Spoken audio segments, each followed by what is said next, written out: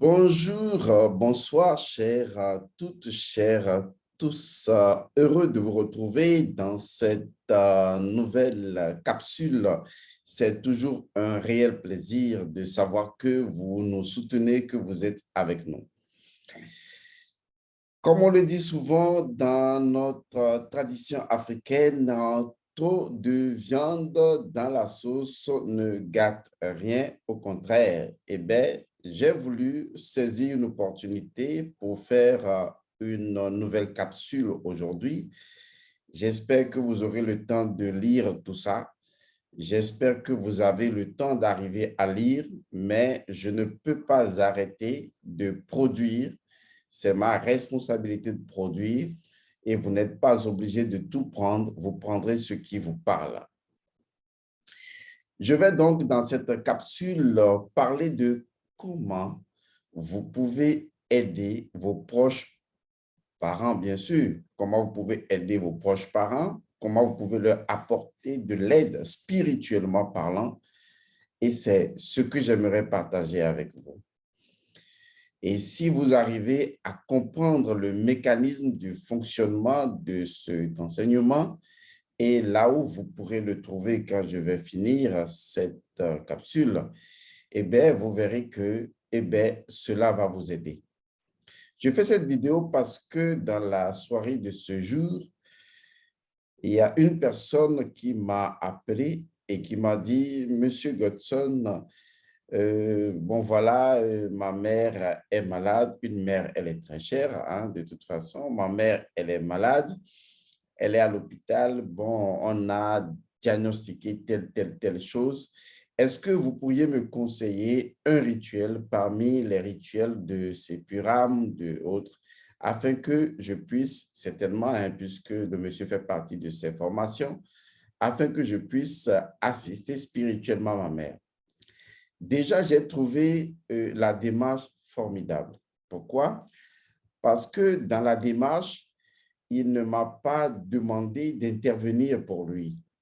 Et ça, c'est salutaire. Ça veut dire que le message est en train de porter. Et le message, c'est de vous conduire à votre propre souveraineté spirituelle. Et vous n'avez pas idée, lorsque vous reconnaîtrez finalement votre souveraineté, vous n'avez pas idée jusqu'à quel point vous êtes puissant. Et donc, mon objectif, c'est justement d'éviter de vous enlever de la puissance. Je ne veux pas vous enlever de la puissance. Je veux plutôt vous en donner. Et donc, en vous permettant de faire votre propre introspection et en puisant dans votre propre profondeur illimitée, vous arriverez à créer une nouvelle habitude qui vous permettra justement de se connecter, de vous connecter à votre potentialité infinie.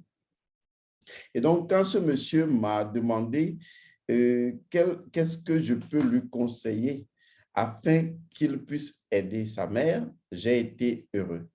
Et c'est d'ailleurs pour cette raison que j'ai souhaité faire également cette vidéo, non seulement pour attirer votre attention sur la démarche que j'ai saluée, parce que vous imaginez que 30, 50 personnes sollicitent en même temps M. Godson pour un sujet, ça va être compliqué. Alors que plus chacun deviendra spirituellement plus responsable, plus il y aura moins de problèmes parce que chacun pourra s'occuper de lui-même et générer la vibration positive qui, dans la coexistence de nos énergies, va nous aider les uns les autres.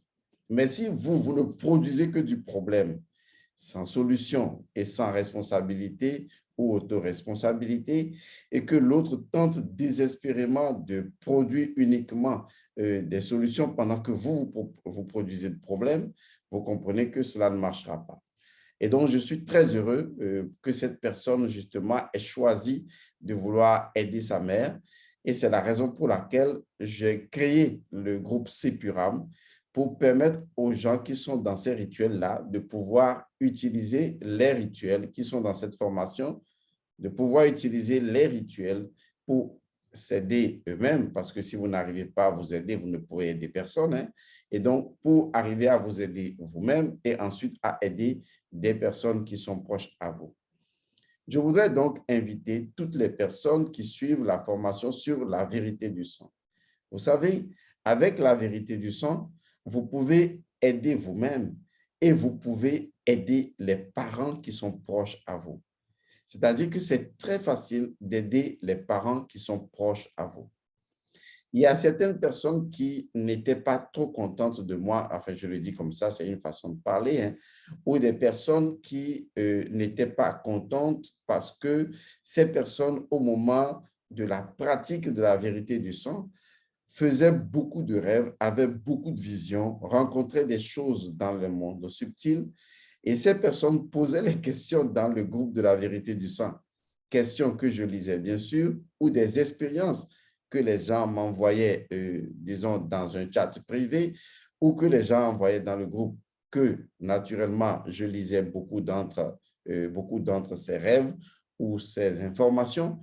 Mais bizarrement, les gens ont été surpris que généralement, je ne répondais pas. En fait, j'avais déjà apporté plusieurs réponses dans le cours lui-même. Mais comme les gens n'écoutent pas ou ne suivent pas attentivement ce que je dis, eh bien, ils reviennent avec les mêmes questions, ou même quand ils reviennent avec des questions qui sont similaires mais qui ne sont pas déjà posées, eh bien, je fais vœu de silence. Maintenant, je vais vous expliquer pourquoi. Parce que en tant que maître, je connais le monde spirituel dans une certaine mesure, même si je n'en connais pas tout, et j'évite le plus possible de vous faire du tort. Parce qu'on peut faire du tort à quelqu'un sans le savoir.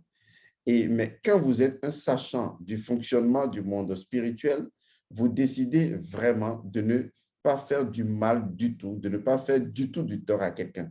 Et ça, c'est vrai. Parce que vous ne pouvez pas connaître une chose, que la chose peut faire du tort à la personne et pourtant la faire. Parce qu'en ce moment-là, vous êtes en train de faire du tort à votre propre monde intérieur. Et moi, je veux que mon monde intérieur soit à moi et je ne veux pas d'intrusion. Par conséquent, je ne génère pas des énergies qui vont faire du tort à d'autres personnes pour revenir me faire du tort après. Et ça, c'est niette, je ne ferai pas. Et donc, j'évite le plus possible de faire cette intrusion dans le monde intérieur des personnes que vous êtes et surtout de vous envahir spirituellement. J'aimerais que, même si cela vous fait mal, vous finirez par trouver la voie de la responsabilité personnelle et à savoir faire vous-même les choses. Vous savez, il y a des enfants qui sont nés et depuis le jour de leur naissance, ces enfants n'ont jamais connu leurs parents parce que peut-être soit les parents n'étaient pas là, soit les parents étaient décédés ou morts. Mais ces enfants ont pu s'en sortir tout seuls. Parce que lorsque vous êtes poussé jusqu'au mur, vous êtes en mesure de puiser en vous-même des forces extraordinaires pour vous relever, pour pouvoir faire face à l'adversité et avancer dans la vie. C'est la raison d'ailleurs pour laquelle je vous laisse faire. C'est vrai que des gens ne sont pas d'accord, les gens critiquent, mais vous savez, le maître a sa méthode. Vous pouvez ne pas approuver, mais plus tard, lorsque, et je vous le souhaite vraiment vivement de tout cœur, vous serez un maître, vous comprendrez. C'est ce que je dis souvent à mes enfants et que je donne conseil à d'autres enfants. Le jour où vous serez papa ou maman, vous commencerez à comprendre les parents. Mais pour le moment, il faut tout simplement aimer les parents. Pour le moment, il faut simplement les aimer. Et pour le moment, vous les parents, il faut aimer vos enfants parce que vous avez oublié votre enfance et vous ne savez pas ce que c'est que être enfant. Aimez vos enfants, même si, à la limite, vous ne les comprenez pas. C'est donc un travail sur soi que l'on fait lorsqu'on décide de comprendre l'autre en se mettant directement dans ses chaussures. Et quand je me démultiplie en restant à l'intérieur de vos chaussures, une expression, bien sûr, c'est parce que j'ai été moi-même dans mes propres chaussures. Je me suis fait pratiquement pas seul, mais avec l'accompagnement d'un maître qui, en réalité, me laissait faire tout le travail. Et c'est ce qui a fait de moi aujourd'hui, je ne me glorifie pas, un individu, disons, dans une certaine mesure, très performante dans ce qu'il fait. Alors, ce qui m'intéresse pour le moment, c'est de vous permettre de comprendre mon mécanisme de fonctionnement. Vous savez, J'ai déjà dit dans la vérité du sang, pour ceux qui ont vraiment suivi ce cours, relisez vos cours. Vous avez là près de 20 audios et théories et pratiques, réécoutez-les.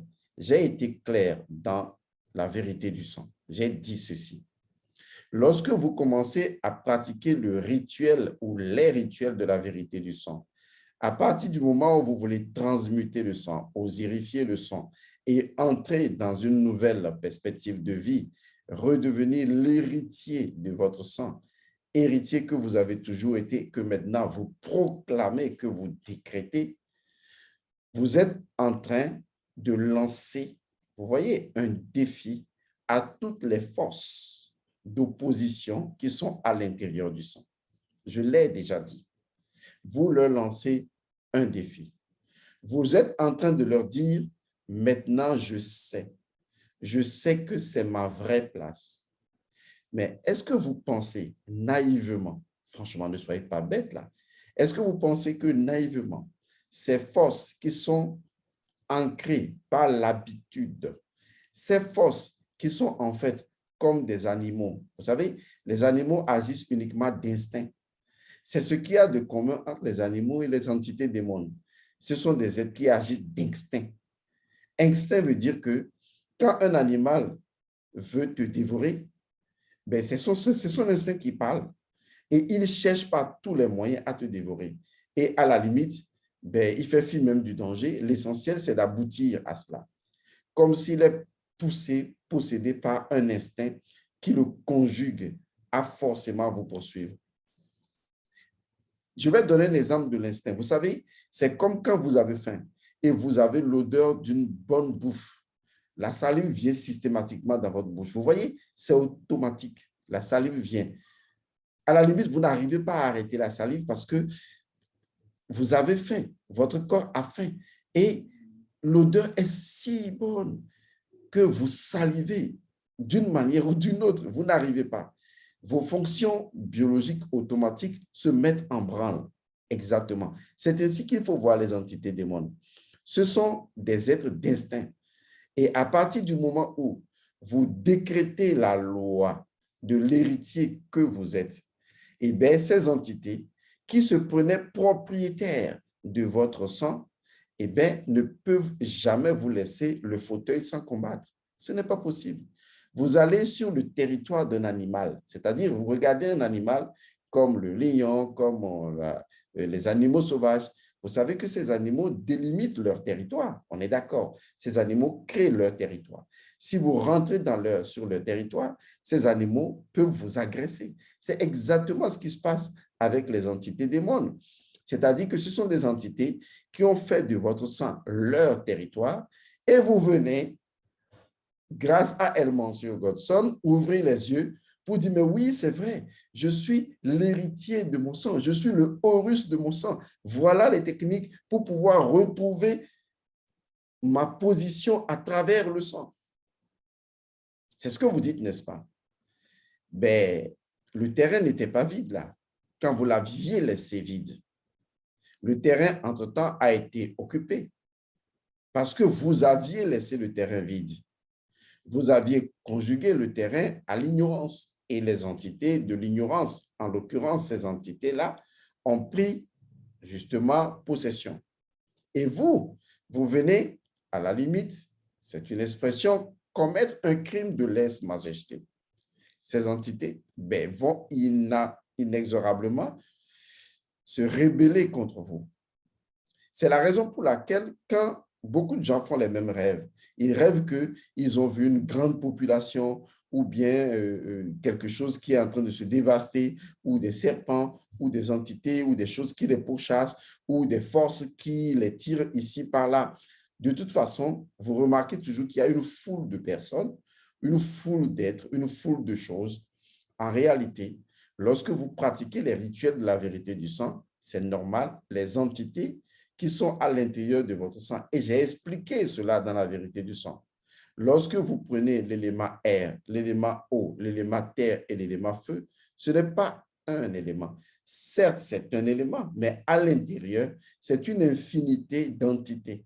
C'est un royaume, à la limite illimité.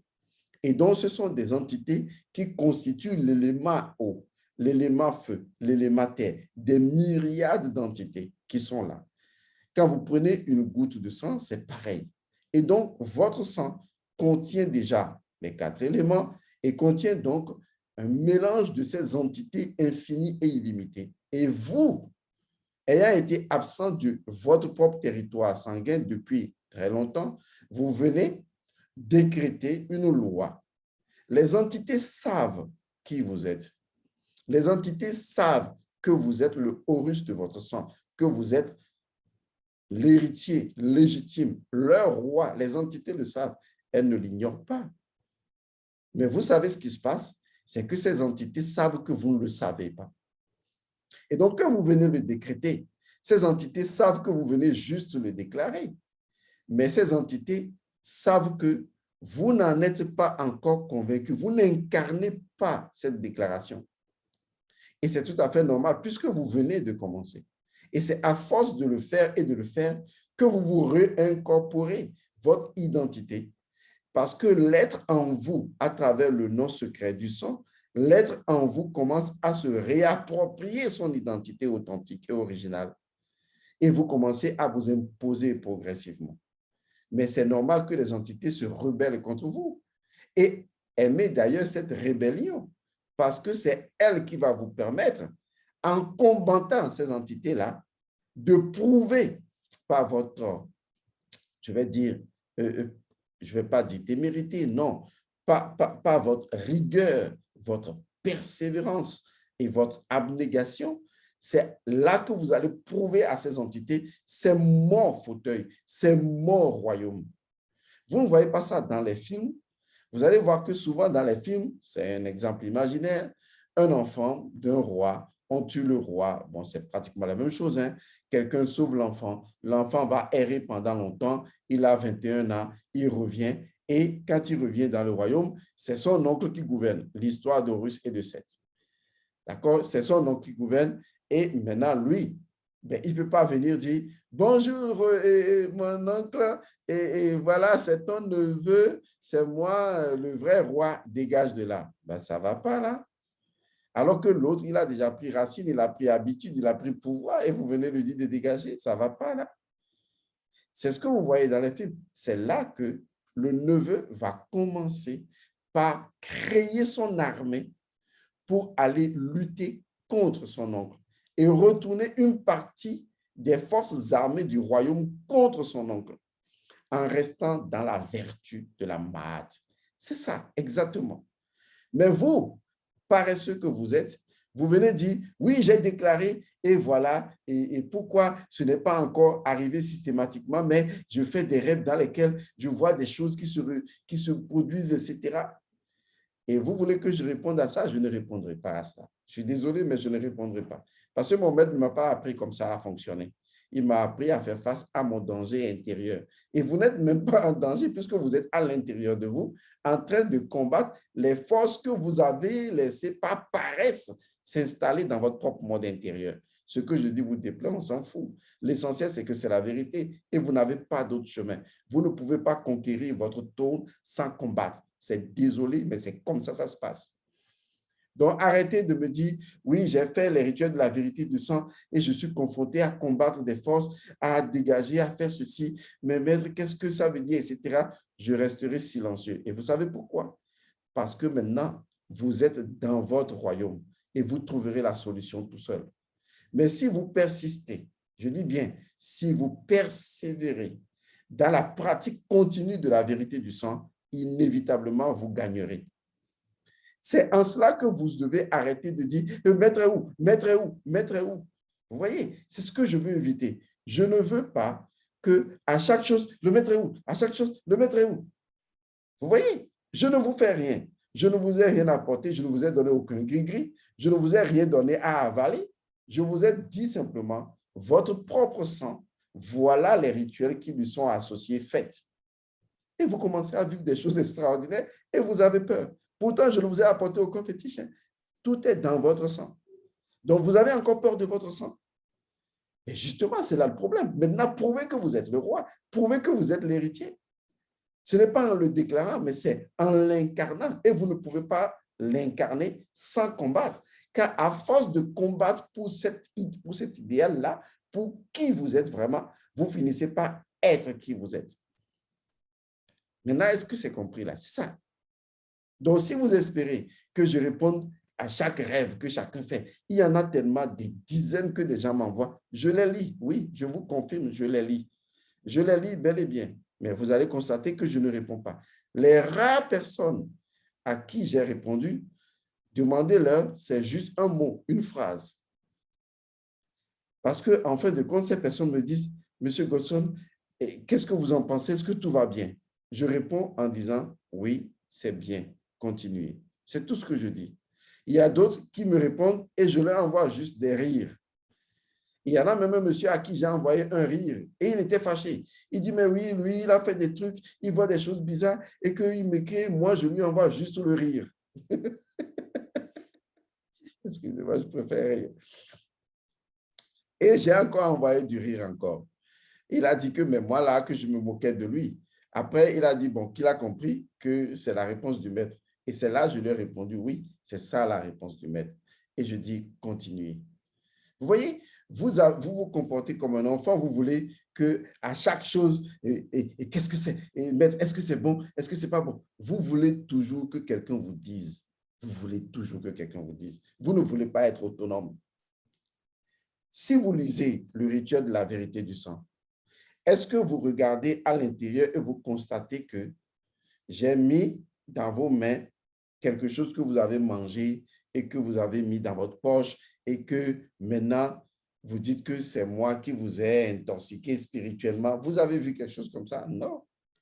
Je vous ai confronté à votre propre sang. Et vous avez commencé à faire des expériences extraordinaires. Et ça vous a effrayé. En fait, ça devrait vous révéler une chose.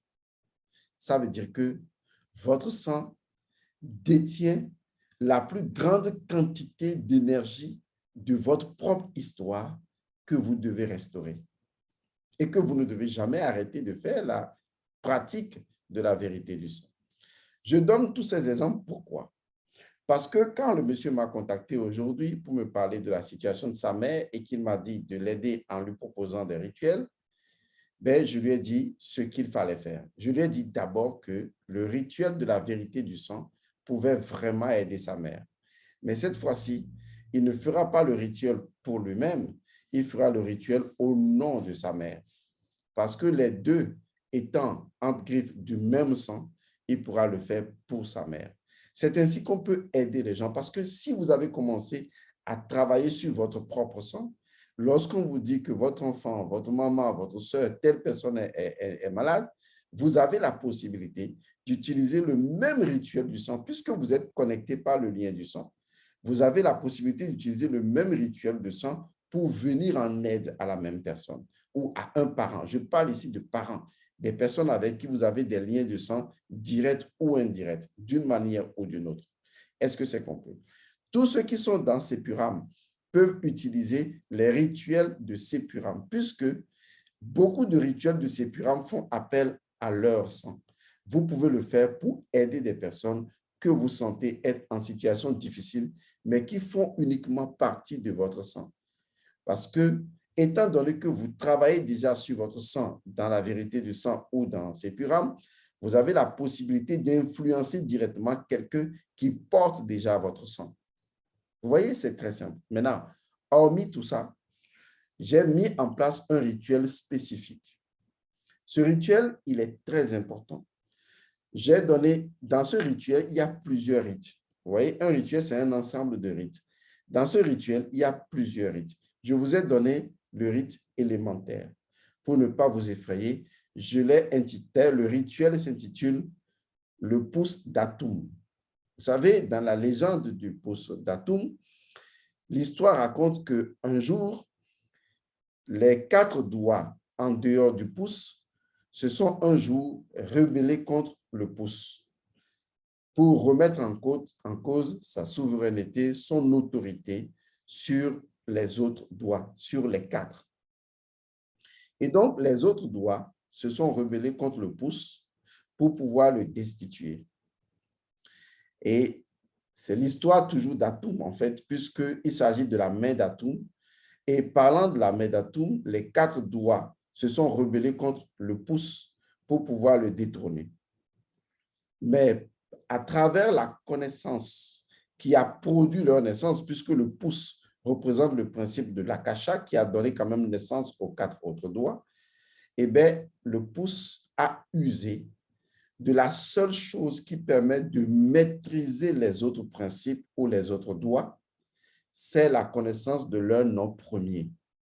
Donc, le pouce, qui est en fait le pouce d'Atoum ainsi appelé, le pouce d'Atoum va utiliser le nom de leur âme, le nom de l'âme des autres doigts pour pouvoir maîtriser les autres doigts et les dominer.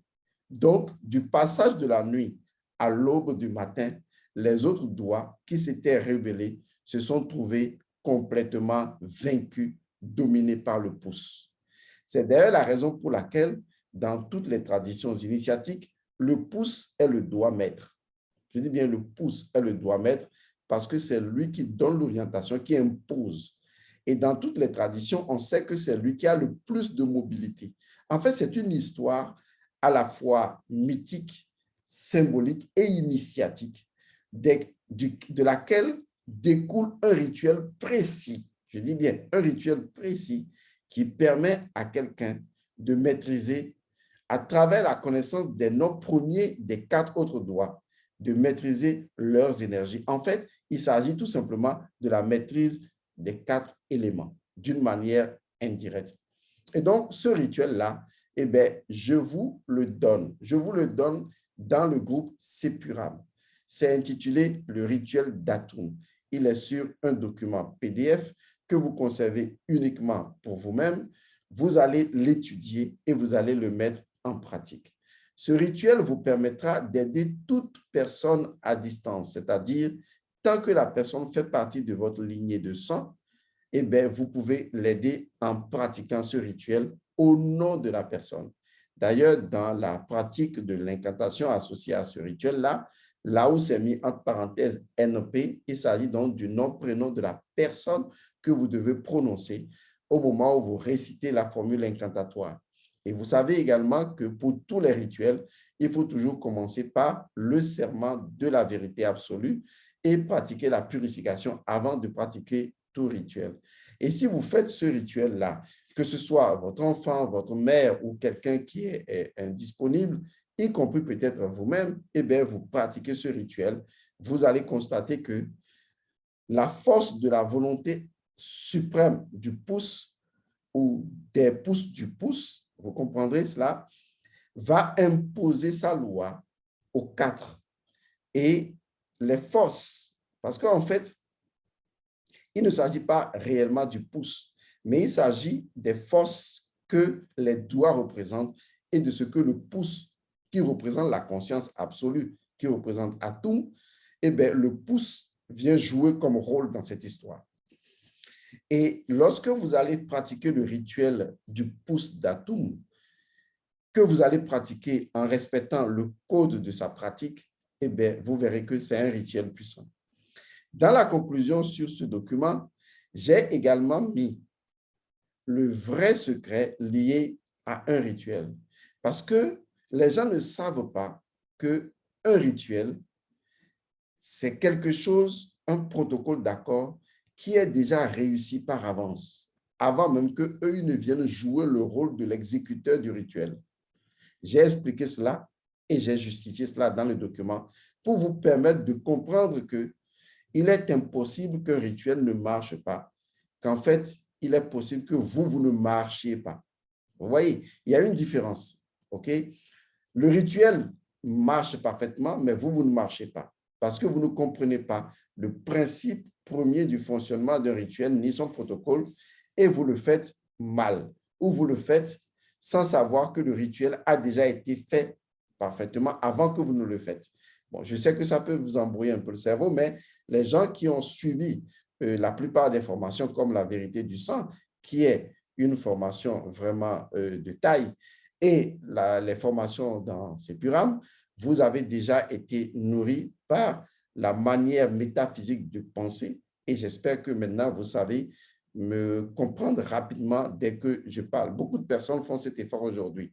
Donc, que ce soit le monsieur qui m'a appelé, enfin, qui m'a contacté aujourd'hui, que ce soit toutes les personnes, vous qui m'écoutez en ce moment, eh bien, je vous dis ceci.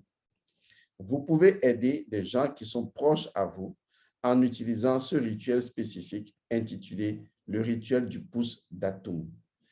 Maintenant, si vous êtes déjà dans la vérité du sang, sachez aussi que vous pouvez utiliser les rituels de la vérité du sang en remplaçant votre nom par le nom de la personne concernée que vous voulez aider et agir à distance sur la personne. La distance importe peu puisque les morceaux du corps d'Osiris ont été rassemblés.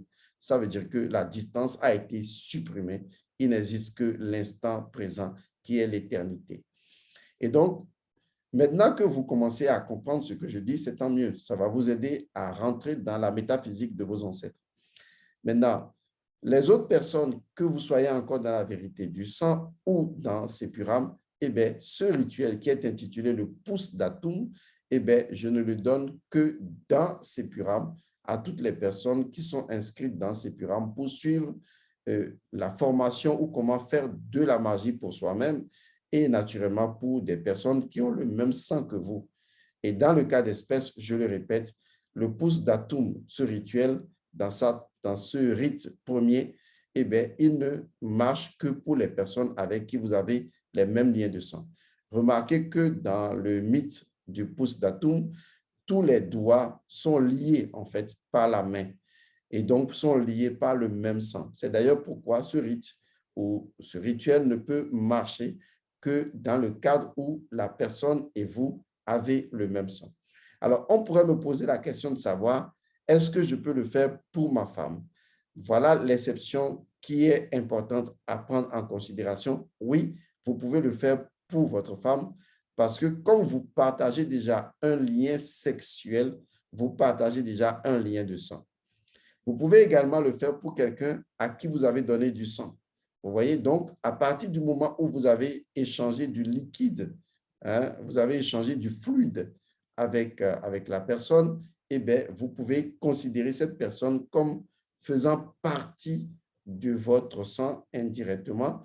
Et donc, cette personne-là, vous pouvez également lui faire ce rituel pour pouvoir l'aider. Sachez également que ce rituel ne fait que intervenir spirituellement pour renforcer l'esprit et l'âme de l'individu à qui vous voulez apporter de l'aide pour que l'individu puisse sortir de la situation. De quelle situation? N'importe quelle situation jugée sétienne, c'est-à-dire que ce soit une maladie, que ce soit un problème de boulot, un problème professionnel, un problème de la vie quotidienne, des blocages ou de l'envoûtement, vous pouvez intervenir et le faire. Mais je vais répéter une chose. Si vous êtes dans ces pyramides, mais que vous n'êtes pas dans la vérité du sang, je ne vous conseille pas de faire ce rituel parce que ce rituel ne peut être fait que lorsque vous avez fait la formation sur la vérité du sang, qui vous a positionné dans l'incantation d'être l'héritier de votre sang. D'ailleurs, si vous n'avez pas fait, comment on appelle la vérité du sang, vous ne pouvez pas avoir l'incantation de l'héritier du sang pour l'utiliser justement dans, comment on appelle, le pouce d'Atum. Même si le pouce d'Atum est donné à ceux qui sont dans Sepuram, vous avez, désolé, l'obligation d'avoir connu déjà la vérité du sang avant de l'utiliser. Maintenant, ceux qui sont dans la vérité du sang et qui n'ont pas ce rituel peuvent s'inscrire dans Sepuram ou bien vous pouvez rester dans la vérité du sang. Cela peut le faire aussi et utiliser uniquement la vérité du sang pour pouvoir aider les personnes qui vous sont chères. Donc, à nous aller, vous avez très bien compris. Vous qui êtes dans Sepuram, eh bien, allez lire vos cours, vous allez voir un document. Je n'ai pas fait d'audio là-dessus. Peut-être que c'est cet audio ou cette vidéo que je vais joindre à cela. Vous allez retrouver juste un document qui explicite la façon de procéder et pratiquer ce rituel. Et sachez que ce rituel est uniquement pour les gens de Sepuram et ne peut pas être partagé ailleurs. Lorsque je donne ces indications, je vous prie de les respecter. Parce que ce qui est intéressant avec la spiritualité, c'est que même si Elmancio Godson ne vous voit pas, eh bien, l'esprit même vous voit. et les invisibles ou l'invisible vous voient. Et même si aujourd'hui, vous le faites en partageant avec des personnes en disant « oh, il n'y a rien », vous vous trompez. Parce que lorsque le spirituel va vous attraper, ben, c'est comme un voleur qui viendra dans la nuit. Je préfère que vous ne vous endettiez pas envers le spirituel, s'il vous plaît. Parce que lorsque le spirituel veut, en griffe, vous punir, c'est en multipliant l'acte que vous avez posé.